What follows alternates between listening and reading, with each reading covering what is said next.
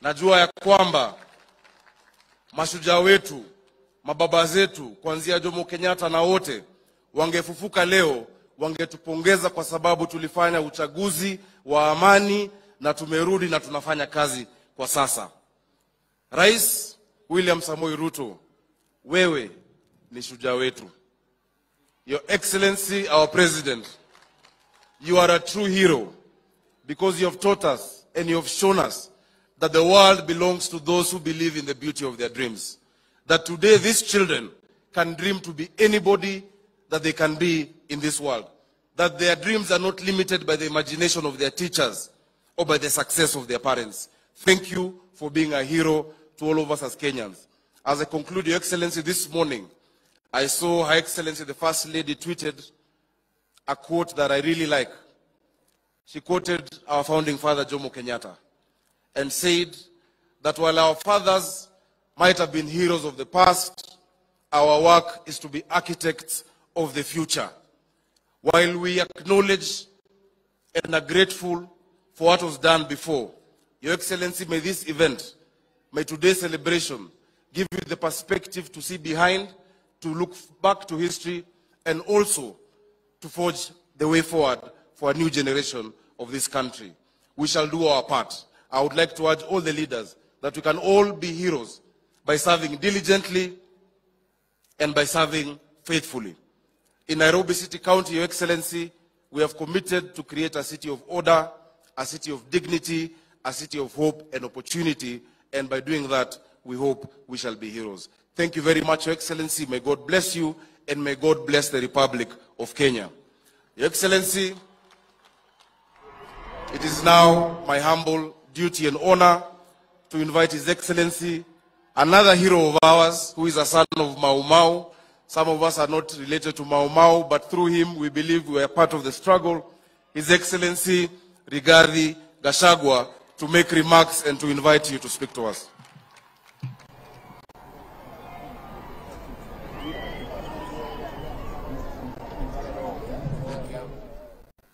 Your Excellency, the President of the Republic of Kenya and the Commander-in-Chief of the Kenya Defense Forces, Dr. William Ruto, Your Excellency, the First Lady of the Republic of Kenya, Mama Rachel Ruto, the Chief Justice and President of the Supreme Court, Lady Justice Martha Koome, Speakers of the National Assembly and the Senate, the Governor of the Nairobi City County, Your Excellencies, Ambassadors, High Commissioners and members of the Diplomatic Corps, elected leaders, distinguished and invited guests, dear Kenyans, ladies and gentlemen. Kenya hoye! I'm delighted to join all today in marking this year's Mashujaa Day celebrations at these historic Uhuru Gardens. Your Excellency, allow me first to congratulate you on your election as the 5th President of the Republic of Kenya on 9 August 2022. This being your first national celebrations of Mashujaa Day to officiate since assumption of the Executive Office of the President of the Republic of Kenya. It is a momentous occasion for the people of Kenya and in the history of our beloved Republic. Mr. President, I also wish to congratulate all the elected leaders in the just concluded elections and remind them that it is time to deliver. We cannot afford to waste a single minute.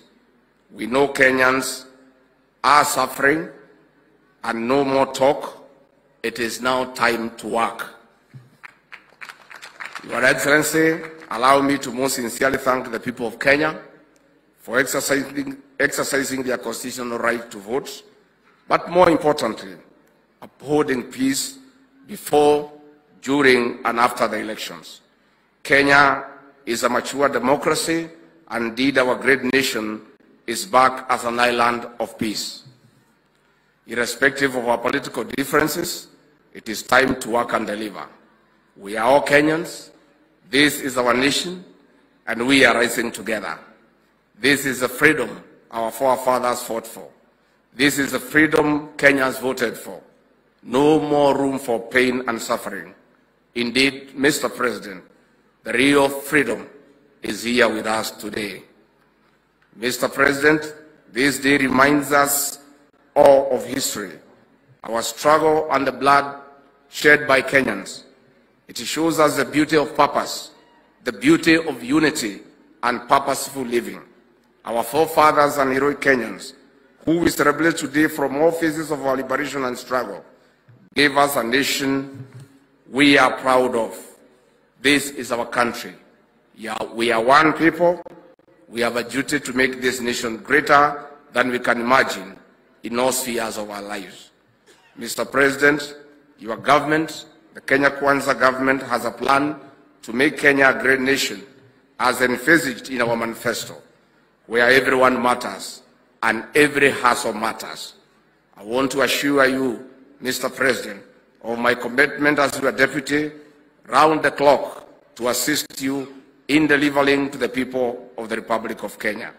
Your Excellency, the challenges that we face as a nation, ranging from social to economic, belong to all of us. I call upon all Kenyans to each make a contribution every day in a simple or a small way. It matters. As they say in Kiswahili, umoja ni nguvu. Your Excellency, without further ado, it is now my humble duty to welcome you to address the people of Kenya. And let me ask all of you to be outstanding. And ladies and gentlemen, the President of the Republic of Kenya.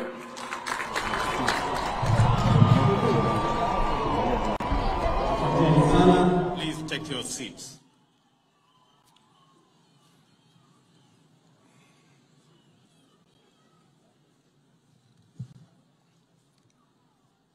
Nairobi hoye! Mashujaa hoye! Kwanza mimi nataka tuwapigie makofi wale waimbaji waliotuimbia hapa, walifanya kazi mzuri sana. We celebrate our artists. We celebrate those who have made presentation to us.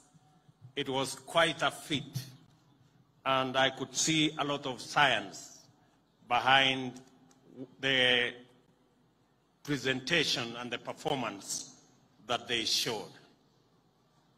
Let me also take this very early opportunity to thank God for making the child of a simple Kenyan to be the President of Kenya. Let me take this opportunity to thank the millions of Kenyans who woke up early, lined up for many hours to vote for me and to vote for all the leaders that are today elected in the Republic of Kenya. My very deep and sincere gratitude to the millions of Kenyans who have elected us into office. Let me state at this very early opportunity that all of us, elected, nominated, and appointed, are today the privileged, because the people of Kenya have bestowed on us the challenge of leading our country into the new horizon. Let me also say that those we have been elected on both sides of the divide, together we must shepherd this country into a safe and prosperous future. I want to state that I will work with all the leaders who have been elected in all formations for the good and for the prosperity of our country. I am tremendously privileged to join you and our visitors today as we commemorate the 59th anniversary of Mashujaa Day. It is with great humility that I preside over this year's celebration for the first time as president, and I am humbled and grateful for the honor to be your leader. We solemnly observe this important day every year in order for us to reflect upon where we have come from as a nation. We mark this day to consider the troubled road we trod through, the sorrowful wilderness of cruel colonial injustice, and the price that we paid in blood, toil, anguish, and death for us to be a free people.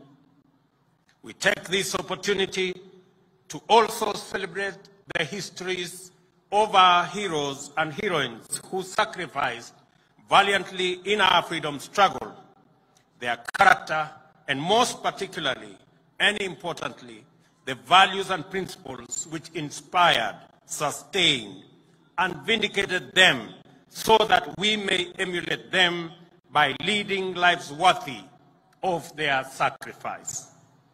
We also ask ourselves today, what must we do to transmit this noble history and ensure that future generations appreciate us, not only as worthy heirs of our illustrious ancestors, but also as skillful stewards of their heritage. We do this in pursuit of a solemn covenant proclaimed in the preamble of our Constitution, and I quote, that we, the people of Kenya, shall honor those who heroically struggled to bring freedom and justice to our land by adopting, enacting, and giving the Constitution to ourselves and to our future generations, end of quote. Our Constitution articulates a vision of Kenya our heroes and heroines would have approved, a Kenya worth fighting for and worth paying the ultimate price for. It is their legacy to us, and it sets the stage for us to continue their patriotic work in that noble spirit that roused the first freedom fighters to resist colonial rule and their successors to reject post-colonial repression. Our heroes and heroines were neither elected nor appointed. They were not sponsored and they were not funded. They had no offices or budgets. They were ordinary people invested in the struggle to make good their unwavering belief that all people are equal and all deserve to live in freedom. People of all walks of life, subsistence farmers and traders, clerks and former soldiers, teachers and their learners, preachers and their congregations, drivers, cooks, and farm workers ran away to the forest, armed with nothing but the conviction that a more just way of life is possible and that it is worth fighting for. The legacy of independence is the heroic achievement of value-driven, bottom-up heroism. The people were distinguished by their unity and commitment to selfless endeavor, determination, patriotism, and an unyielding sense of justice. Every time we have come together, we have accomplished major feats. That is why, as a nation, we are exhausted by the national anthem, and I quote, "Let one and all arise with hearts both strong and true," end of quote. Our Constitution, the People's Sovereign Charter, is an instrument of collective memory. It proscribes tyranny, marginalization, and oppression, provides institutional means to dismantle injustice and eradicate inequality, and gives us an opportunity to expand freedom and actualize rights. It also defines human well-being to be the reason for individual and collective action, as well as objects of the totality of our national enterprise. We are united in common endeavor with those who came before us and did so much for our country. We may define ourselves as a nation proudly standing on the foundation of the Constitution, united in pursuit of the well-being of every citizen. The principal reason for promulgating our Constitution then was to inscribe the values which animated our history of accomplishments and to project them in a manner that resonates across generations. The national values and principles of governance set out in Article 10 form the soul of this dispensation. They define the parameters of patriotism, exemplary service, selfless sacrifice, and profiles us in terms of who we are and who we ought to be individually and as a nation. We can and we must employ these values as beacons for identifying people whose contribution honor the memory of our heroes and heroines and bring greatness to our nation. It is time, ladies and gentlemen, to direct our focus on the work that each one of us does to understand how we contribute to our individual well-being as well as that of our communities and our nation. It is this understanding we must take into account that individuals make up the greater national family and that Kenya's stature and splendor is always greater than the sum total of our individual efforts or community endeavors. Similarly, our national capacity determines the extent of opportunities all Kenyans have to pursue and attain their aspirations. What I'm saying is that regardless of the type and scale of your pursuit, every contribution matters. And regardless of our walk of life, our work matters, our intentions matter, our thoughts matter, because we all matter and every hustle matters. I congratulate every citizen for their part in ensuring that the last general election was peaceful.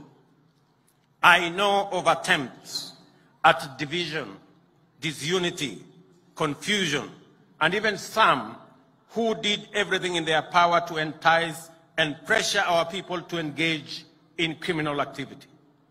But I also know that despite a competitive campaign period characterized by intense rivalry, Kenyans resolved in unison to remain peaceful, united, and compassionate. We set a new standard for ourselves: issue-based campaigns, transparent elections, and a peaceful outcome.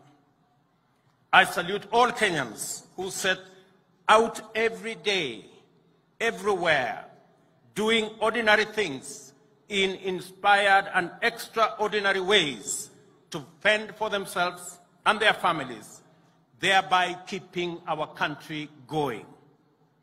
I commend those whose work involves service to others.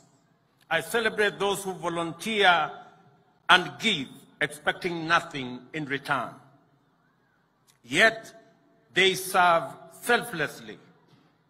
From the farmers who feed our nation to the drivers who connect all parts of our country by conveying people and goods, educators who impart knowledge to our infants in kindergartens, children in schools, and youth in tertiary institutions, medical staff in wards and in fields and training institutions, workers, in quarries and construction sites, artisans on the side streets, in their small sheds and in large workshops, traders on the side streets in rural and urban markets, and all the way to the Nairobi Security Exchange. Professionals who give their best in every sector of national endeavor, and our men and women in uniform, whose bravery and commitment continues to set the gold standard for sterling devotion to our flag. This nation salutes your service and celebrates your contribution. Ladies and gentlemen, because of the contribution of Kenyans elsewhere, our country continues to make great strides towards socio-economic transformation, shared prosperity, and enhanced well-being for our nation. In the East and Horn of Africa, the larger Africa continent, and globally, this nation expresses our values with greater clarity, and the state projects our aspirations more emphatically. Ladies and gentlemen, it is now time to lay the foundation for our future.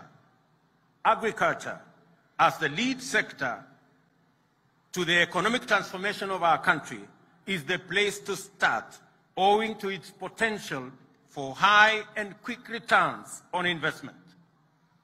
But the situation in the country is wanting, and we have a severe food shortage as a result of prolonged drought in Kenya and the larger Horn of Africa region, the worst in nearly half a century, with 3 years of consecutive failed rain. Coupled with this are the extremely high global fertilizer prices. Our government's initial intervention to mitigate these challenges has been to step up food supply in northern Kenya and other regions and ensure better coordination between government and development partners. And I want to thank my deputy for being an able connector between these partners. We thank our partners for their input that has gone a long way in relieving this dire situation. World fertilizer prices have more than doubled in the past 2 years since COVID-19. The prices were passed on to farmers, and the cost skyrocketed to more than 7,000 for a 50-kilogram bag. This had a huge impact on productivity of farmers last year. For example, maize production suffered a deficit of 10 million bags. Our government's first intervention to address the fertilizer challenge and make it available to counties and regions that plant in the short rains was to import 1.5 million 50-kilogram bags and distribute them at a lower price of Kenya shillings 3,500 per 50-kilogram bag. We have also made arrangements to make another 6 million bags of various types of fertilizer available for the long rain season. We have also asked county governments to work with us on the last mile delivery to centers close to farmers so that fertilizer can be easily accessible. These, however, are short-term measures, and we have to take very bold steps to end the perpetual cycle of hunger and dependency on rain-fed agriculture. We must eradicate hunger in our country in the shortest time possible. To do this, we have the following plan. We have to increase agricultural productivity as a first step. We will support all farmers to access quality inputs such as seeds, fertilizer, and pesticides, among others, and also ensure that our farmers have access to extension services in order to improve farming skills. In the short term, we will continue with the fertilizer import program. But in the medium term, the government plans to have fertilizer manufactured in partnership with EAC countries in our region. On seeds, our government will work with local research institutions and both public and private sectors to scale up seed multiplication for all crops. However, irrigation is the ultimate solution in guaranteeing food security in our country. In 2017, the government set out to build 57 dams to harness water for irrigation and domestic use. Many did not even start.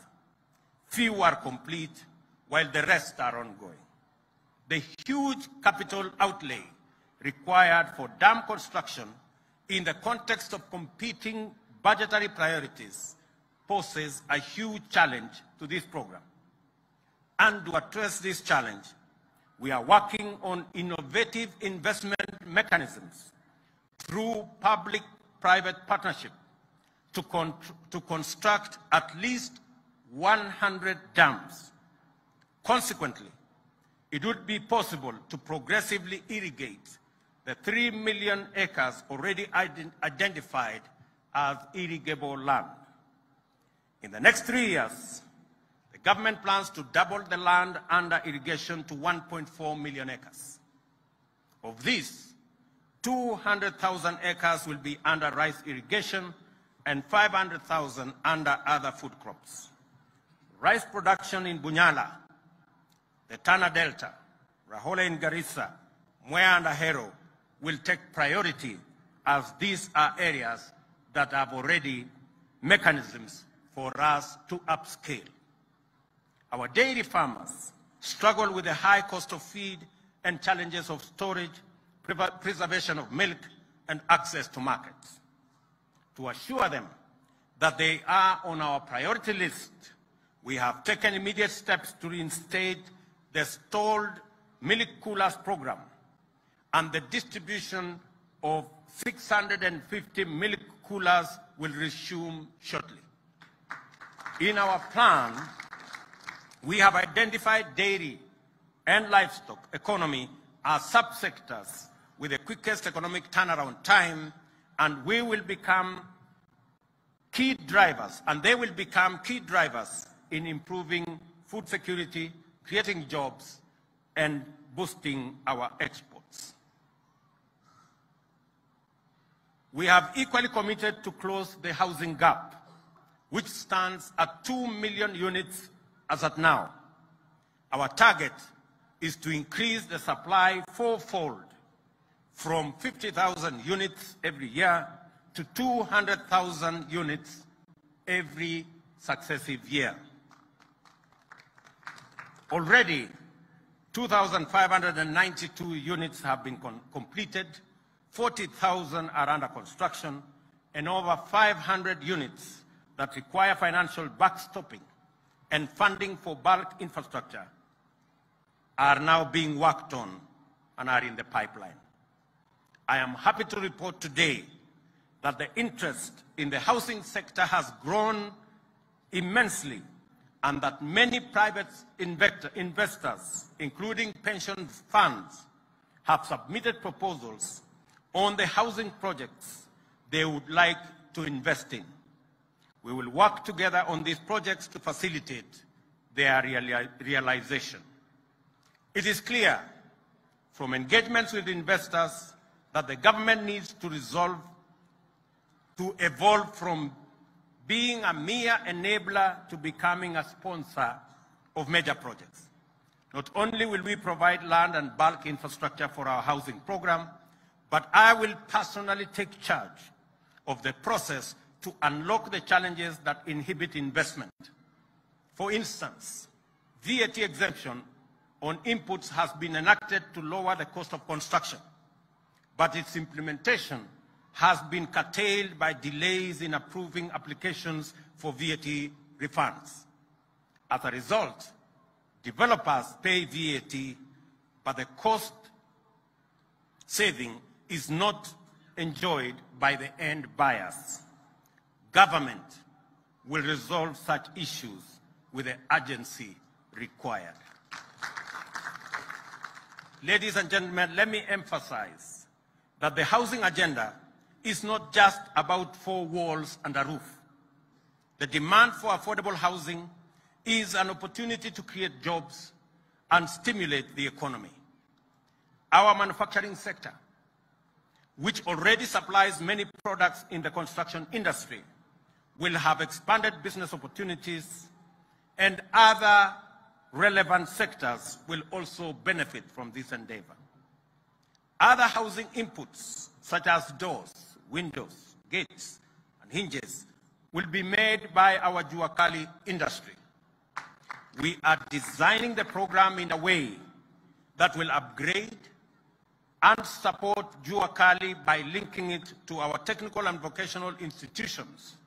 In the end, we expect enterprises that produce housing products to emerge and expand, creating jobs and wealth for hustlers, making our housing plan truly transformational from bottom up.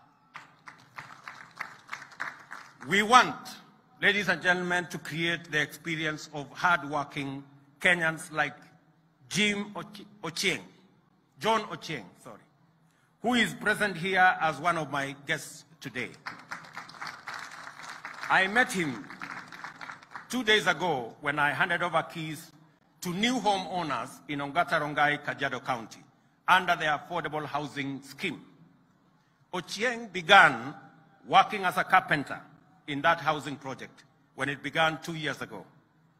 Then, home ownership to him was a mere dream. 2 years later, he owns an apartment in the same estate he helped to build as a carpenter. Given that there are developments today that cater for housing needs for ordinary Kenyans like John, I am convinced that it is possible to provide quality, affordable housing for rent and sale, and Ochieng's story will be replicated multiple times over throughout the country. We therefore proceed with confidence that we will provide quality, climate-smart housing that Kenyans can buy with mortgages for as low as 5,000 shillings a month, to be made available through various home financing arrangements. Next week on Tuesday, I will break ground in this same constituency at the Kibera Soweto B in Nairobi for a housing project which will deliver thousands of social housing units. Going forward, we intend to collaborate with county governments to achieve a target of at least 5,000 units in every county. Counties with larger metropolitan areas have a greater opportunity and can target as many as 50,000 units, since as demand is higher due to population density in those counties. We have asked counties to identify land. We will provide infrastructure. We will put the roads. We will put the sewage system. We will connect water and electricity. And we will get developers who will develop the houses, and eventually we will get the resources for mortgage for homeowners to own units across our nation. Fellow Kenyans, access to credit is a stimulant that invigorates the economy. However, high interest rates crowd out the private sector, and especially the small and medium enterprises. Our commitment on affordable credit was at the heart of the Kenya Kwanza election campaign. Already, expectations are very high across the country on our promise to provide a fund that will offer affordable credit to those at the bottom of the pyramid. I am aware that the most significant question in the streets today, in border parking lots and fresh produce markets, is when will the Hustler Fund become operational? I want to tell them I have an answer for you today. Even before the fund is set up, we have made several interventions to make credit accessible. Safaricom, and I want to thank them, and their financial partners have brought down the cost of Fuliza by reducing interest rates by 50%. As part of that agreement, 4 million borrowers who had been blacklisted will be freed from the yoke of Credit Reference Bureau in the coming days. We have also secured an agreement with CRBs that they will abandon the punitive penalty of blacklisting borrowers and move to a credit scoring system that makes borrowers eligible for credit even as they work to improve their credit worthiness. As a result, no citizen will be excluded from the credit system. They will therefore be eligible to access credit as they work their way into paying their loans. On the Hustler Fund, there are 3 crucial issues available under the Hustler Fund to small businesses on affordable rates being single-digit rates, to individuals through chamas, groups, SACCOs, and cooperatives. All borrowers in this platform will not only access affordable credit, but they will also participate in short-term saving plan and long-term pension program. Every saving made by borrowers on this platform will be matched by the government of Kenya on a 2-to-1 ratio to a level to be determined by the program. And I will launch this fund credit and savings product on the 1st of December this year. Health is front and center of socio-economic development. The failure of a health system undermines prosperity. Kenyan families spend a total of 150 billion in out-of-pocket expenditure on health services a year, mobilized from various sources including Harambes, WhatsApp and M-Pesa groups, loans, sale of land and other assets to pay hospital bills for loved ones. Also, many small businesses fail when owners fall ill and cannot work, or divert money to pay medical expenses. It is no wonder, then, that it is commonly said that most families and individuals in Kenya are one illness away from poverty. 1 million Kenyans sink into poverty every year because of medical expenses. We want to lift, and we must, this punitive burden from the shoulders of Kenyans and their businesses through our universal health care plan. The plan is to revitalize primary health care by laying more emphasis on preventive and promotive strategies. Many critical health illnesses, including cancer, heart complications, kidney failure, and hypertension, can be detected and addressed at this level without the need for hospital visit or admission. Our health reform commitment is therefore threefold. In partnership with county governments, we will mainstream community health workers and make them the foundation of our health system. Reforming the National Health Insurance Fund is a necessary imperative. Progress has been made in enrolling more members, and in the last 10 years, 12 million Kenyans have joined the fund.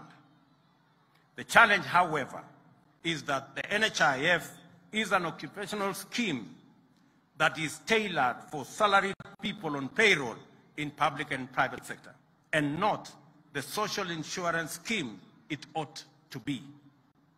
We shall change the contribution structure from an individual contributory scheme to a household contributory model. We intend to address the challenges of inadequate human resources in our public hospitals and the poor industrial relations between health professionals and our county governments. We are particularly committed to the professional development of our health workers, and I take this opportunity to assure our health workers across the board that we have listened to them and we will propose ways in collaboration with county governments of resolving all outstanding issues. Ladies and gentlemen, Kenya is a strong leader in the information and communication, including technology space. We are the proud regional and continental hub of innovation. We have the appropriate policy framework, constitutionally protected freedoms of expression, media, information, and communication to dominate the creative art and entertainment arena. Our young people have consistently shown robust interest in this field and are engaged on various platforms, generating captivating content that is appreciated globally and regionally. There is tremendous potential for our country to become a global leader, employ hundreds of thousands of young people, and generate immense wealth if we facilitate the young people to plug into the global digital economy. To achieve these purposes, the government is committed to invest in the digital superhighway and the creative economy, which will be enablers of transformation, productivity, and overall competitiveness. Over the next 5 years, the government will ensure universal broadband availability through the rollout of connectivity throughout the country. The laying of an additional 100,000 kilometers of national fiber optic network is expected to deliver this target, and already we are in discussion with the players in that sector. Government services shall be made available throughout the country at greater convenience to citizens through digitization and automation of all critical government processes, with a view to bringing at least 80% of government services online. Moreover, to bring more Kenyans, especially the youth, online for business, learning, entertainment, and socialization, the government intends to take measures to bring down the cost of calls and data. This initiative converges with the efforts to boost the creative economy and scale up cultural production and the arts industry. Our government is also committed to the establishment of more art and culture infrastructure, including theaters, music auditoriums, and galleries, and extensive refurbishing of facilities to expand space for artistic and cultural expression and production. The government is also firmly committed in investing in the robust delivery of 5 pillars of our plan for socio-economic transformation. This investment is undertaken in full recognition of our national values and principles of governance, as well as broader national interests and goals. They include policy and legislative interventions, regulatory interventions, our national security, justice, law and order, and our education. Ladies and gentlemen, there are parts of this country where personal safety and security are precarious and life expectancy is low. Poverty and the cost of living are high because markets and supply chains have been disrupted or threatened by insecurity in these areas. The well-being of residents in these areas is as paramount as that of every other citizen in Kenya. They too deserve to live and work in safety and dignity and to happiness without let or hindrance. And yet, terrorists, bandits, cattle rustlers, and all manner of violent criminals have held them back, extinguishing or deferring for far too long, too many hopes and dreams as the rest of the country makes progress. It is time for this lawlessness to stop, and stop for good. Our government has undertaken necessary personnel realignment in the security services to facilitate the rapid achievement of our objectives in this sector. On my first day in office, I executed the instruments to actualize the financial autonomy of the National Police Service and have given the necessary directives to enable it rapidly achieve national security strategic objectives.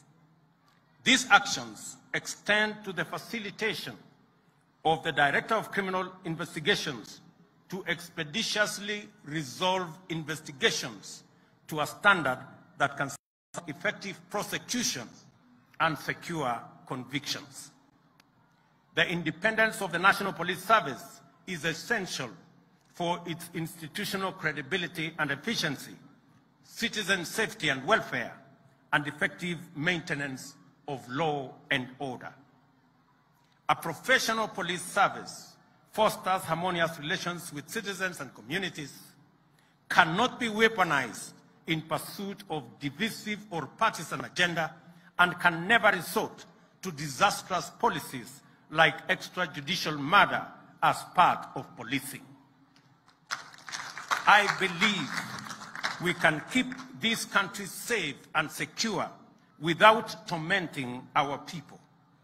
We can efficiently and effectively suppress crime, monitor and disrupt and apprehend criminals without abducting, torturing, killing, or causing citizens to disappear.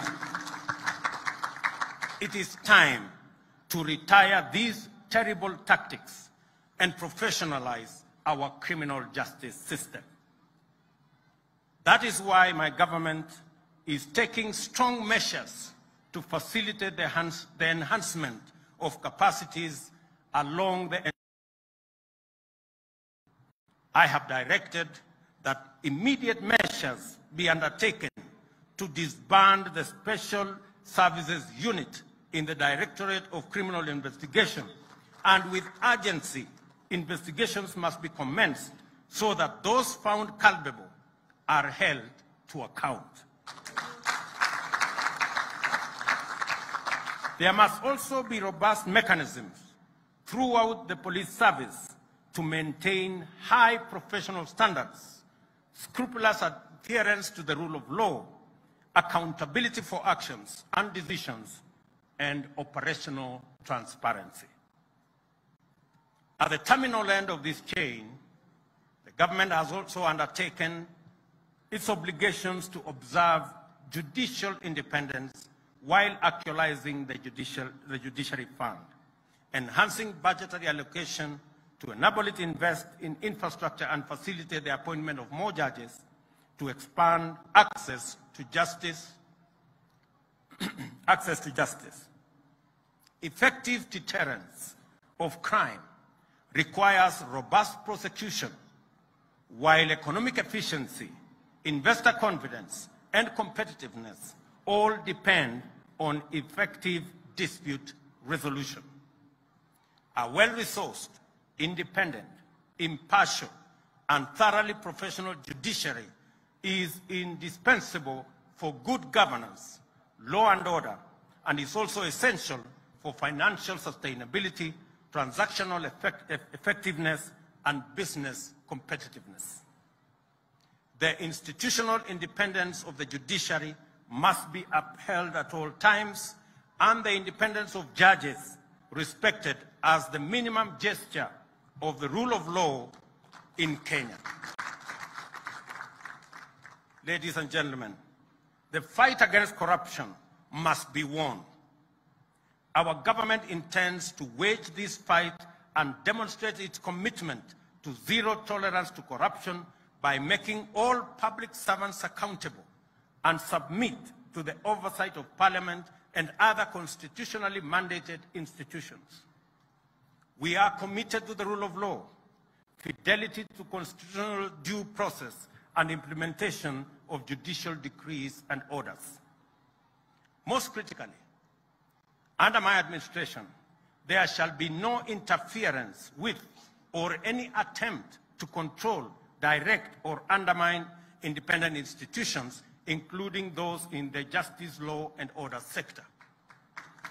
The National Police Service, the Office of the Director of Public Prosecutions, the Judiciary, the Ethics and Anti-Corruption Commission shall perform their duties independently and professionally, and likewise subject themselves to oversight by appropriate agencies. This is our vision for ensuring that the war on corruption is not itself corrupted by inappropriate, by contributing to national building efforts and partaking of the dividends of shared prosperity. High quality and relevant education is vital in imparting the necessary skills and competencies to our learners from pre-primary to tertiary levels in order to enable citizens engage meaningfully with the world of the present and the world of the future. A week ago, we launched the Presidential Working Party on Education Reforms to review all aspects of education in Kenya. Its findings and recommendations shall inform subsequent necessary interventions to ensure that Kenya delivers the caliber of education, skills, and training needed to successfully pursue sustainable development. As we do that, ladies and gentlemen, we are equally concerned about climate change and its impact on Kenya generally and our arid and semi-arid regions in particular. We will address the effects of this phenomenon as its ravaging effects at home and abroad. Our pastoralist communities have experienced scarcity of pasture due to prolonged drought, the worst in 40 years, and 3 years of absolute rain failure. As a result, we have lost 2.5 million heads of livestock owing to this very severe drought. Rising food prices have made an already bad situation worse. Elsewhere, communities in rural and urban areas across the country are equally struggling under the weight of high food prices and shortage of water. Without a doubt, climate change is complicating our roadmap towards socio-economic transformation and achievement of sustainable development goals. As we seek short-term measures to respond to the evolving situation, I have directed that a long-term and sustainable solution to the planetary challenges be put in place. The ultimate solution includes greening our country to more than 30% of tree cover by 2032. The central role forests play in addressing the effects of climate change has become more prominent now than ever, thanks to their unparalleled capacity to absorb, store carbon, and regulate climate. Of the 59.2 million hectares land in Kenya, only 5.2 hectares are under forest cover. The remaining 54 million hectares are largely in arid and semi-arid areas. The 10 counties with the highest forest cover are Nyeri, Lamu, Vihiga, Kirinyaga, Elgeyo Marakwet, Meru, Embu, Murang'a, Kilifi, and Nyandarua.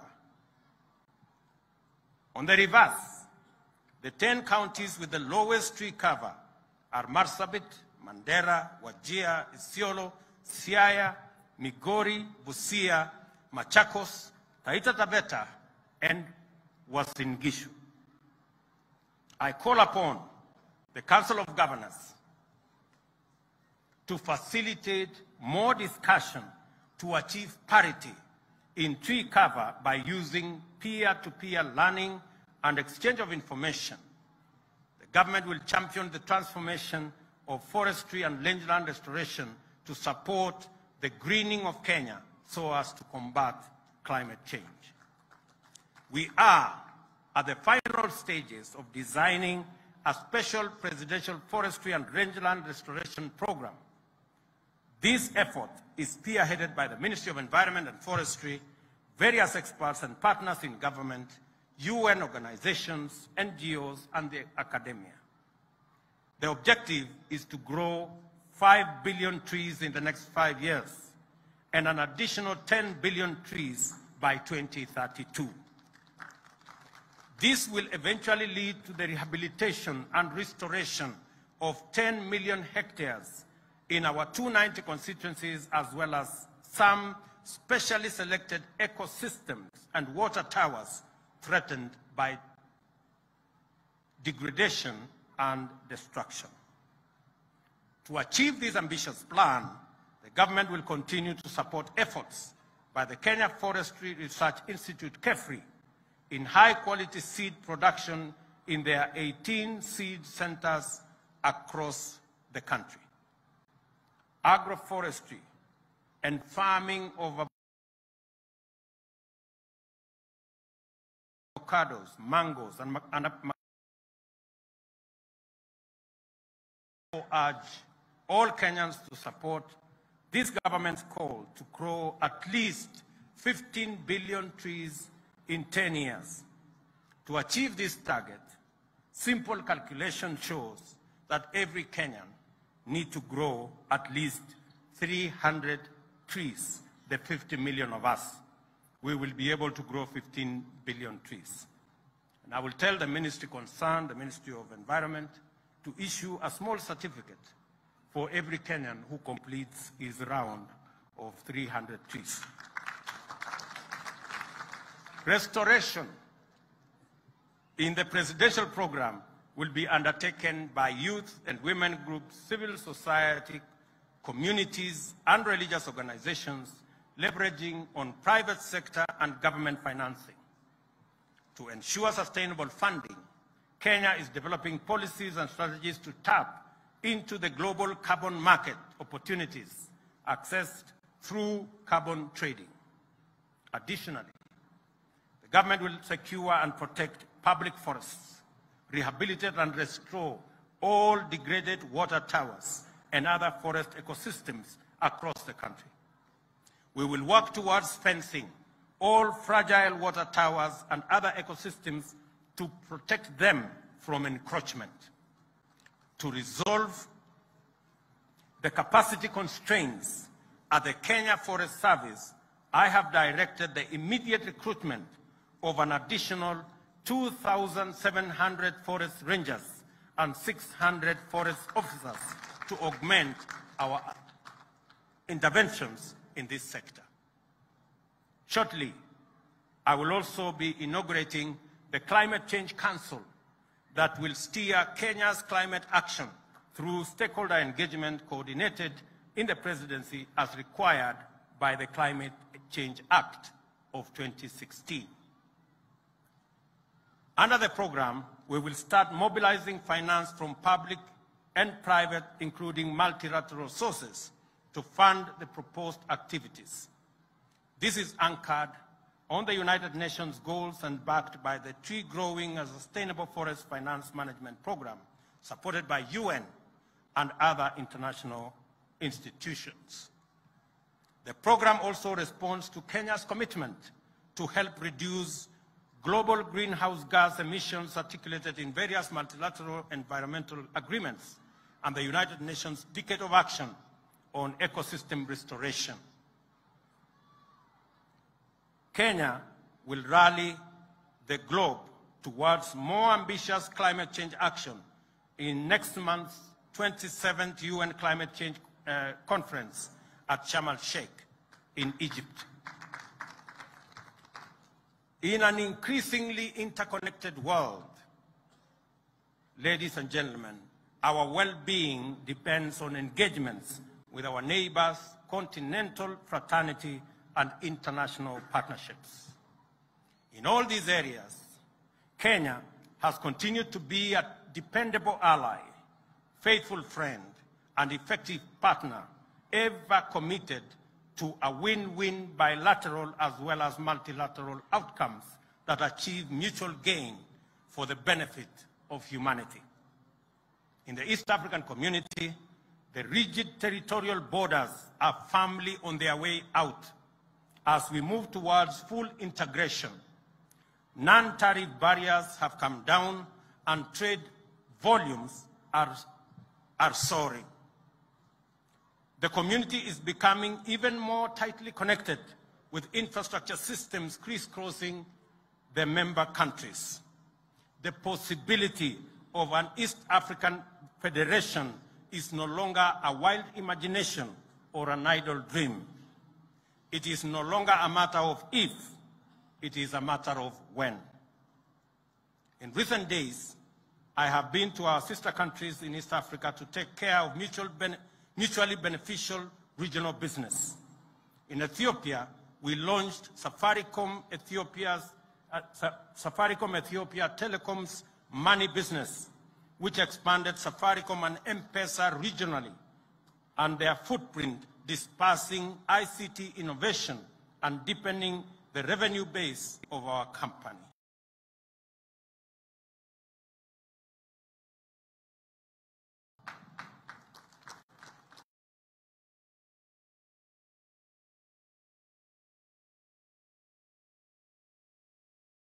Ever. The community has become a close-knit neighborhood, and everyone's well-being has become everybody's business. With this unity and integration, we will achieve much in our lifetime, and with these bonds of solidarity and fraternity, we shall establish an oasis of hope and infinite possibility that will be irresistible to the rest of the world. In the Horn of Africa, peace and security efforts continue to dominate our engagement. They are important components of a broader strategy to recover stability in what has become a truly rough neighborhood.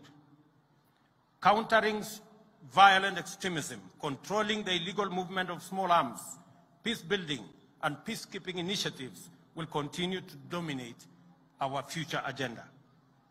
The conflict in Tigray region of Ethiopia, which according to reports from the Office of the United Nations Secretary General is escalating, is a great source of concern to our region.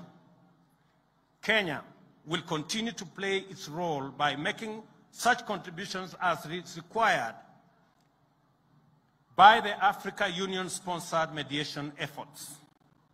The sooner hostilities cease and a face-to-face talks commence, the better for our region. The region is experiencing its 5th season of severely low rain due to climate change. As a result, mitigation strategies, resilience building initiatives, and climate change management programs have become urgent. The pressure on the capacity of regional states has never been greater. On the continental stage, we have sustained our Pan-African credentials since the dawn of Africa unity.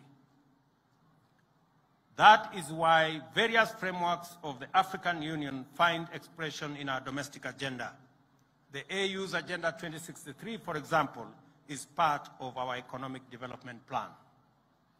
Kenya is committed to the pursuit of trade-driven Pan-Africanism as the best means of rapidly delivering shared prosperity throughout our continent. As we open up our borders and expand the scope of collaboration beyond traditional economic blocs, the reality of a continental free market has become real.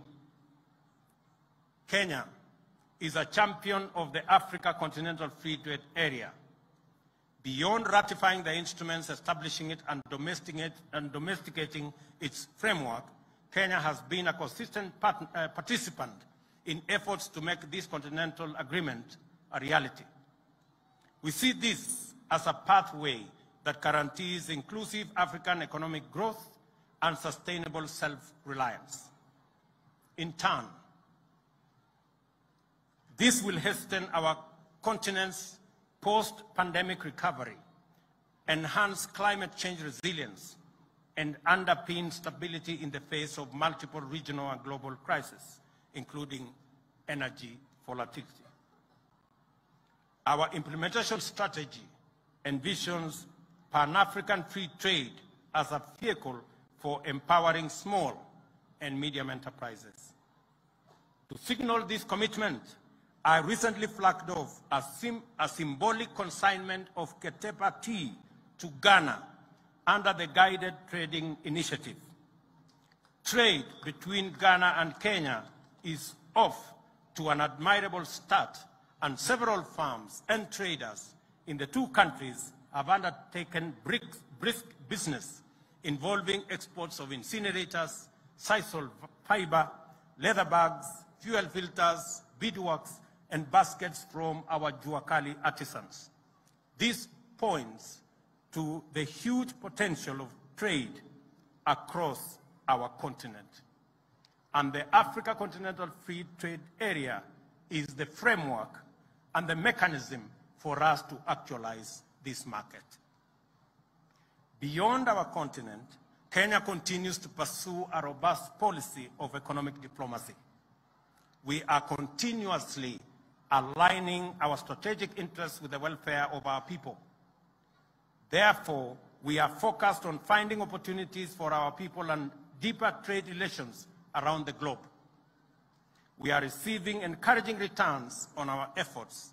This week, our international port of Lamu scored a shining first with the export of livestock from northern Kenya to the Sultanate of Oman. This signals the opening up of tremendous opportunities for the pastoralists in our rangeland communities who deserve relief from the devastating losses of the ravaging drought. We also remain devoted to our strategic engagements with key development partners like the United States, which is now Kenya's premier trading partner, as well as the United Kingdom, which for a long time has held that position, the European Union, Middle Eastern nations, the Far East, including China and Japan, and indeed many other players in the world. Kenya's diplomacy is deliberately shifting into emerging opportunities. We are prepared to exploit the potential of the blue economy and the fast-evolving digital universe to position our young generation as competitive global players. Kenya's commitment to multilateralism is a fundamental plank of our diplomatic strategy and foreign policy. This has defined our international outlook since the advent of self-government and full sovereignty. We have hosted several multilateral institutions and aspire to receive more. Kenya has participated in many multilateral undertakings, including humanitarian missions, international peacekeeping, and pandemic responses. We join other nations of the Global South to advocate the democratization of global governance and to invest the multilateral system with higher moral imagination. We believe that global governance must reflect the values it claims to advance and protect. To effectively drive our diplomacy and international engagement, Kenya has unified and clarified its policy in our Vision 2030 and our government's 5-pillar plan to socio-economic transformation, the 5th East African Community Development Strategy, AU Agenda 2063, and the UN Sustainable Development Goals. The purpose of this alignment is to ensure that we forge a path for the achievement of our objectives of enhancing the well-being of ourselves and humanity. We have warned the international community about the global fertilizer shortage and the risk it poses to global food security. Whether we are speaking at the United Nations Environmental Programme in Nairobi or the UN Oceans Conference in Lisbon, our commitment to enhancing climate change responses is strong and vocal. Kenya advocates post-pandemic solidarity on a global scale to avert economic crisis in the wake of COVID-19 by mobilizing international partnerships and cooperation for recovery and resilience. This extends to the need to ease the debt burden of economically vulnerable developing countries and to afford them liquidity and fiscal space to manage shocks, enhance social investments, invest in climate change adaptation and mitigation, and address security needs and finance development. As an anchor state in the East Africa and the Horn, Kenya has sustained its robust efforts to achieve lasting peace and security. We have also used the opportunity to serve at the UN Security Council to give priority to regional peace, counter-terrorism, and violent extremism, support peace operations, and to further the climate change and security agenda. We consider these contributions to be critical in building a safe and peaceful world that is safe and conducive for human flourishing. Government efforts to affirm and project Kenya's stature globally has always been complemented by the contribution of Kenyan citizens who live and work in various parts of the world. This demonstrates the complementarity of state and citizen action and the inevitable alignment between patriotism and national well-being. We are all united in the quest for a Kenya we can all be proud to call home. Our diaspora continues to serve as Kenya's excellent ambassadors, along with our sports people and the Kenyans who continue to excel abroad in diverse fields. You make us proud, and in so doing, demonstrate the true spirit of Shujaa. Kenya is a good neighbor, true friend, loyal ally, dependable partner, and hardworking member of the international community. We live up to its strong value system, fluently articulating the ideas of compassion, solidarity, justice, freedom, and sovereignty. As a nation, we project and amplify values and principles familiar to each one of us and which form the heart of our constitutional system. Greater fidelity to the Constitution and better compliance with its mandates and principles will only make us better citizens and worthy compatriots. It will make Kenya a stronger nation too. We therefore have a duty to respect, uphold, and defend the Constitution. The nation-building enterprise enlists citizens to recognize their stake in making and keeping Kenya great. Patriotism is a bottom-up affair. We are called upon to stand firmly on our values and strengths, and also strengthen our resolve to wage war on poverty and inequality by pursuing inclusive growth. Our aim is to remove all obstacles and bring down every barrier to progress. By celebrating our values, we honor our heroes, and every act of nation building is an expression of these values and a most appropriate remembrance of those who began our journey towards sovereignty, freedom, and happiness. This is a time for action. Opportunity to contribute to this historic project are limitless. It is time for us as citizens to play our part in making Kenya, the Kenya we imagine, come true, and to turn the nation we dream of into a living and a lived experience. This moment calls for the exercise of all our abilities, talents, gifts, skills, and strengths of national as well as personal self-actualization. It demands that we demonstrate the patriotism of a new age and express the timeless values which unite us with our heroes and heroines. We are endowed with far greater capacity today than ever in our history to pursue and accomplish major feats. Our predecessors, with far modest means, no limit to our determination and no barrier to our collective power. Nothing stops us from becoming what we wish to be, and nothing can stand in the way of our resolve to drive Kenya to its destiny of glory and abundance.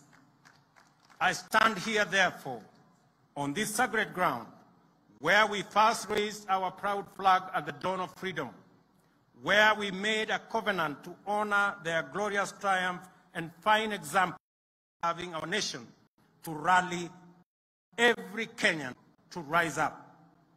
This is our moment to get up, work hard, take our chance, chase our dreams, knock on doors, and explore possibilities, because the horizon of our destiny is wrapped in the splendor of our vision, and before us lies potential of a magnitude never before imagined.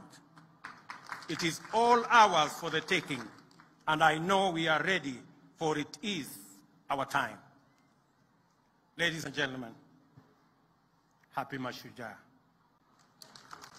May our heroes continue to inspire us, and may our national values ever remain the true north of our moral compass. God bless you, and God bless our great country, Kenya. Asanteni sana.